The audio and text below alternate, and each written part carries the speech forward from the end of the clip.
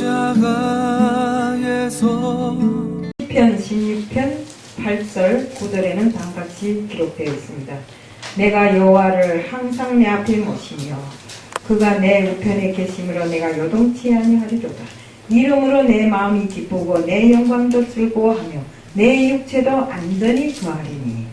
고린도후서 6장 10절에는 다음같이 기록되어 있습니다. 근심하는 자 같으나 항상 기뻐하고 가난한 자 같으나 많은 사람을 부유하게 아무것도 없는 자 같으나 모든 것을 가진 자로다. 네, 저는 오늘 고람되어의 신앙을 가집시다 하는 제목을 가지고 나왔습니다. 그럼 고람되어의 신앙이란 게 뭔가? 내 앞에 하나님이 항상 계시다는 것을 의식하는 신앙입니다. 고람되어. 응? 고람이라는 내 앞에. 응, 되어는 하나님. 응. 그러니까 내 앞에, 하나님 앞에 이 소리입니다. 그러니까 우리가 항상 하나님 앞에 계시다, 같이 함께 한다는 것을 의식하는 신앙입니다. 기도드리겠습니다. 사랑의 하나님 아버지, 오늘도 저희들 정말 하나님과 동행하는 삶을 산다고는 하지만 그것은 입술로만 옮겨지는 것이지 또 지식으로만 아는 것이지 실천 행동에서 정말 때로는 죄를 범할 때가 너무나 많습니다. 하나님 아버지, 저희들 정말 하나님 앞에 언제나 함께 하는 것으로 언제나와 같이 주님과 동행하는 삶을 살 수 있는 저희들 다 될 수 있게끔 해주실 줄 믿사오며 예수 그리스도 이름 받들어 감사하며 기도드리옵나이다. 네. 우리가 그 성경에 기록된 거 읽어드린 것 같이 우리는 항상 하나님 앞에 서 있습니다. 또 하나님을 모시고 삽니다.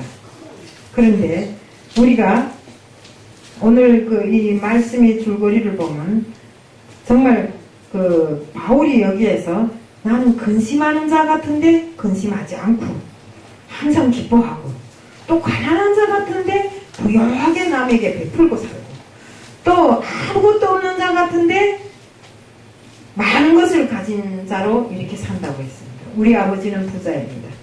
그런데 우리가 지금 현재 상태에서 내가 가진 것이 없고 정말 뭔가가 좀 부족하다 해서 이렇게 항상 원망하고 불평하고 이렇게 살면 안 되는 것입니다. 사도 바울이 말하는 이 행복은 결코 소유의식이 넉넉하고 비범한 능력이나 남들로부터 듣는 이 칭송에 대해서 이야기한 것이 아닙니다. 바울은 말할 수 없는 고난과 위기 속에서도 항상 믿는 자로서 고람되어의 신앙으로 살아왔다는 것을 말하지 않을 수 없습니다. 고람되어의 신앙을 가진 자는 어떤 정말 역경 속에서도 어떤 빗바람 속에서도 흔들림 없이 오로지 하나님만 믿고 사는 그런 신앙입니다.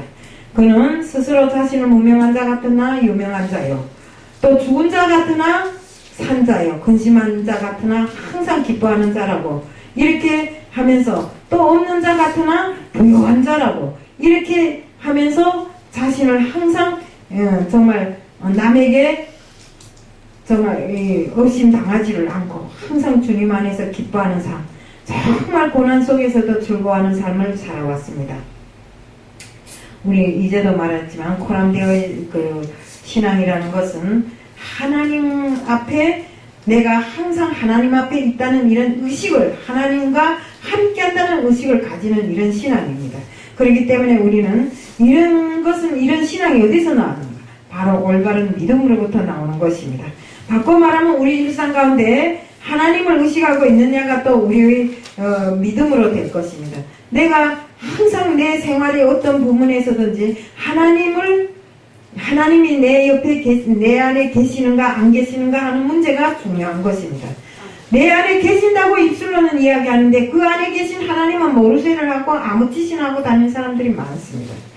우리 다윗을 보면 그는 항상 하나님을 모신과 같이 이렇게 살았으며 하나님 존재를 의식하고 하나님의 임재 속에서 살았습니다. 다윗은 성경에서 내가 여호와를 항상 내 앞에 모시며 하는 말로서 고백했는데 우리는 다윗의 고백을 들으면서 정말 나에게도 이런 고람되어의 신앙이 있을까 없을까 하는 의심을 다시 한번 해볼 수 있고 다시 한번 나 자신의 신앙을 점검해 봐야 되는 것입니다.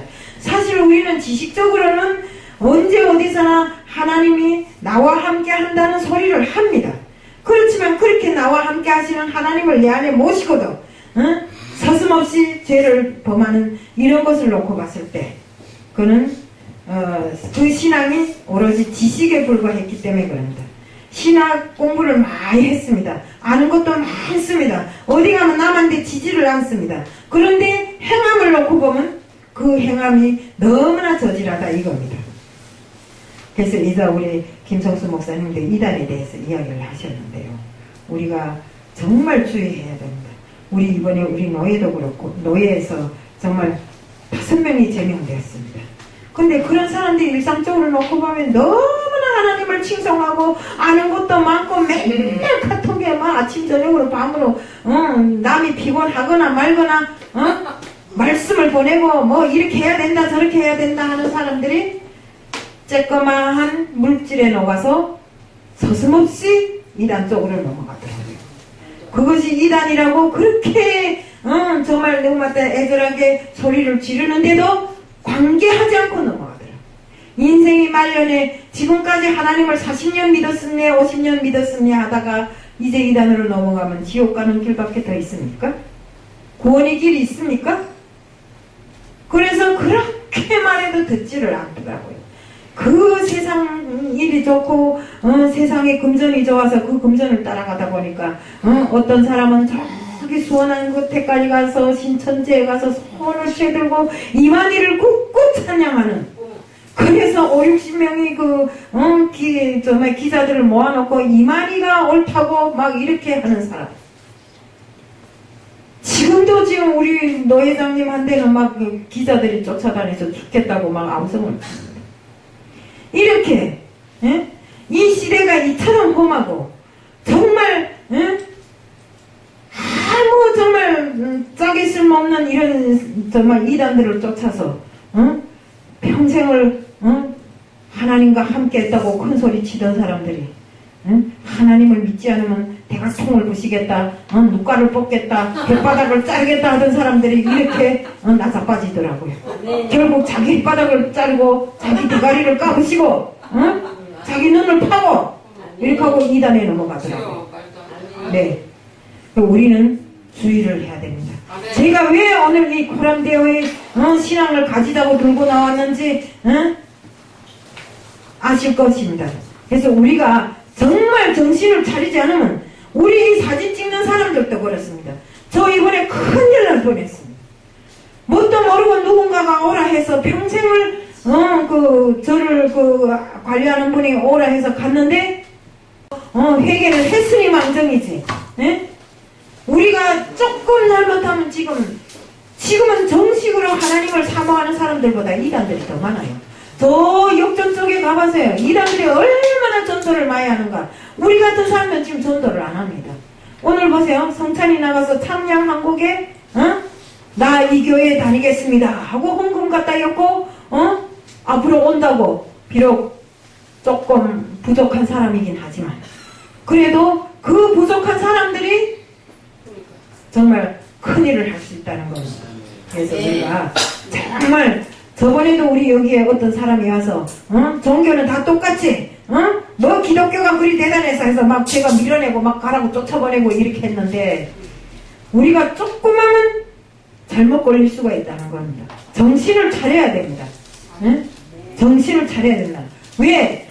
내가 항상 하나님과 함께 한다는 이 생각이 없을 때 나에게 차려진 모든 것이 정말 하나님이 돌보시는 일이라는 것을 모를 때 우리 모세가 출애굽했을 때 이스라엘 백성이 보세요. 조그만 고난 앞에서 정말 하나님은 내게로 돌아오기를 그토록 바라고 40년 동안을 정말 광야를 헤매게 하면서 배고프다면 만나를 내려주시고 고기를 먹고 싶다면 메추라기를 내려주시고 40년을 걸어도 신발도 헤어지지 않게 해주시고 옷도 못 갈아입어도 옷도 헤어지지 않게 해주신 그 하나님의 은혜 속에 살면서도 그것을 모르고 조금만 불편하면 모세에게 화를 바락바락 내고 나중에는 모세가 시내산에 올라간 다음에 금귀걸이 금부치를 모아서 소 알죠? 송아지 금송아지 그놈이 소가 우리한테 뭡니까? 금송아지를 만들어서 우상처럼 거기다 대고 절을 하면서 하나님을 배역하는 이런 일까지 있었잖아요. 이런 모든 것을 놓고 봤을 때 우리는 우리 신앙을 점검해 봐야 됩니다.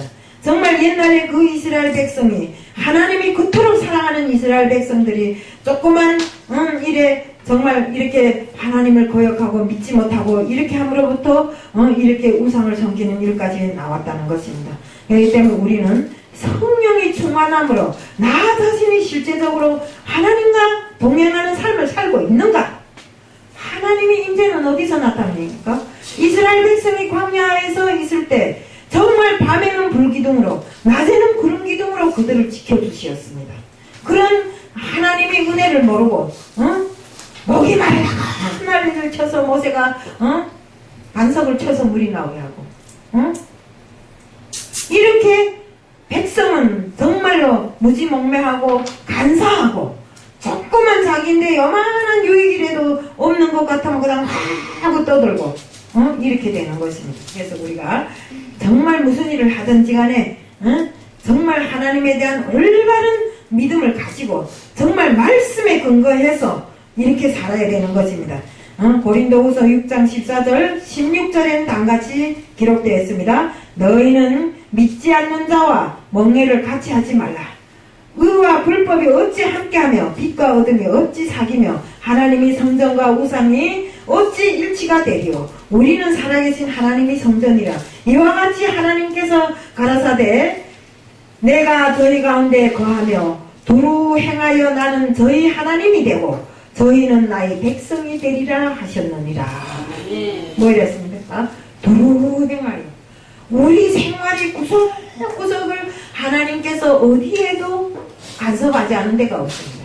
우리가 이렇게 사는 것이 오늘 이 자리에 온 것이 내 발로 온 것 같으지요? 절대로 아닙니다. 우리 성희 똑바로 들어. 성희가 오늘 이 자리에 온 거는 성희 의도에 의해서 온 거 아니야. 하나님이 인도하셨기 때문에 이 자리에 온 거야. 네.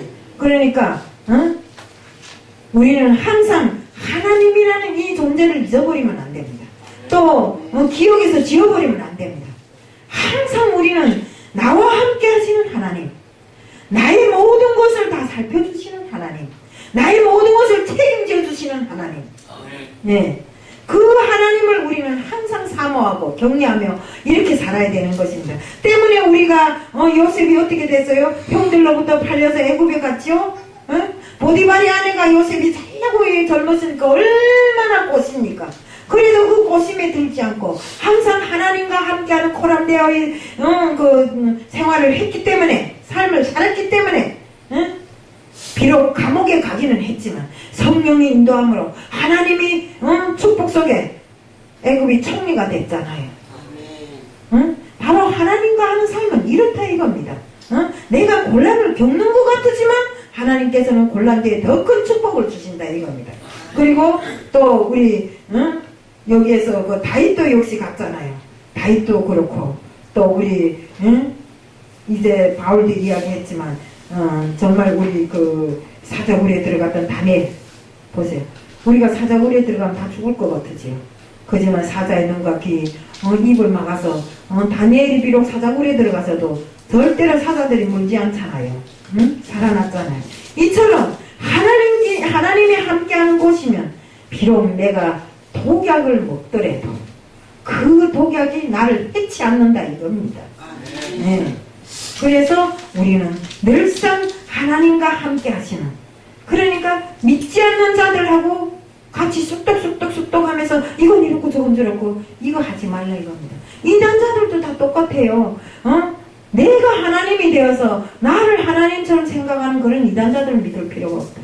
우리에게는 오직 한 분 하나님밖에 없어요. 인간이 어찌 하나님이 됩니까? 그런 사람들이 그 원리를 쫓아서 다니는 그런 정말 신학을 죽도록 몇 년 동안 몇십 년 동안 했다고 자랑을 하던 사람들이 에? 그런 것도 몰라서 그런 데로 쫓아다니는 3살짜리 아이도 다 알겠구만. 응? 쫓아다니는 그런 사람들이 그게 정말 제대로 된 사람들이 아니잖아요. 제대로 된 믿음이 없었잖아요.